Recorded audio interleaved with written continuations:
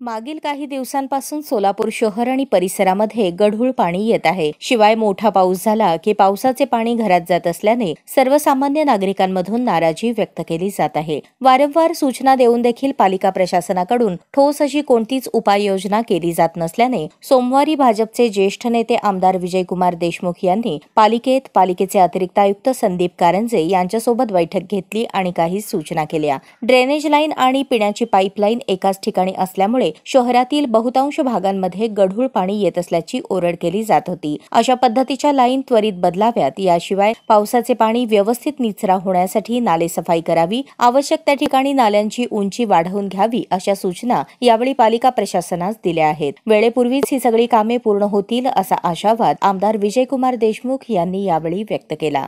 मोठ्या प्रमाणात पाऊस पडल्यामुळे त्या तासामध्ये जोरदार पाऊस पडत होता, त्यामुळे सोलापुरातील विशेषतः करून शहर उत्तरमधल्या भागामध्ये पाणी घरामध्ये घुसल्या व अनेक लोकांच्या घरामध्ये पाणी रात्रभर गुडघ्यापर्यंत राहणार आणि तसंच काही ड्रेनेजमधनं पाणी पासआउट व्हायला पाहिजे। आपल्या महानगरपालिकेमध्ये ज्या पावसाचं पाणी आणि ड्रेनेजचं पाणी एकाच पाईपलाईनमधनं जाते, त्या दोन्ही वेगवेगळ्या पाईपलाईनमधनं जायला पाहिजे, तरच हा प्रश्न निर्माण होत नाही। हे आम्ही आज उपायुक्त कारंजे साहेबांच्या नजरेसमोर दिलं आणि आपल्या इमाम चौक 12 इमाम चौकापासून ते पुन्हा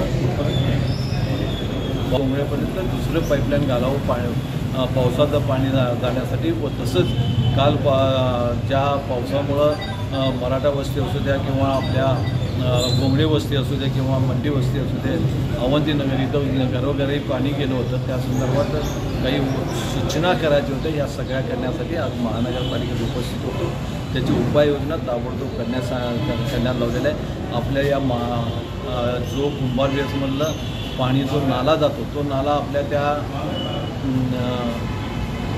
त्या नाल्याचं उंची वाढवायला पाहिजे। असं जे आपल्या वीरशैव कार्यालयासमोरनं जो तिथं नाला आहे, त्या नाल्याची उंची वाढवायला पाहिजे व तसंच त्या पुढे त्या गोंगडे वस्तीमध्ये तो नाला पासआउट होतो, तिथल्या रस्त्याची उंची वाढायला पाहिजे असं त्यांना तसं सांगितलेलं आहे। तसं मराठा वस्तीमधलं जे काही कामं आता पूर्णपणे मराठा वस्तीमधलं ड्रेनेजचं पाणी आणि पिण्याचं पाणी आपल्या आनंद जाधवने सांगितलं की ते पूर्ण बदलायला पाहिजे।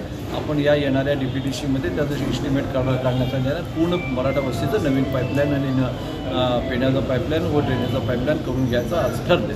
यावेळी नगरसेवक विनायक विटकर, माजी नगरसेवक अनंत जाधव, राजकुमार पाटील, किरण पवार, अजित गायकवाड, संजय कणके यांच्यासह सार्वजनिक आरोग्य अभियंता विभागातील अधिकारी उपस्थित होते।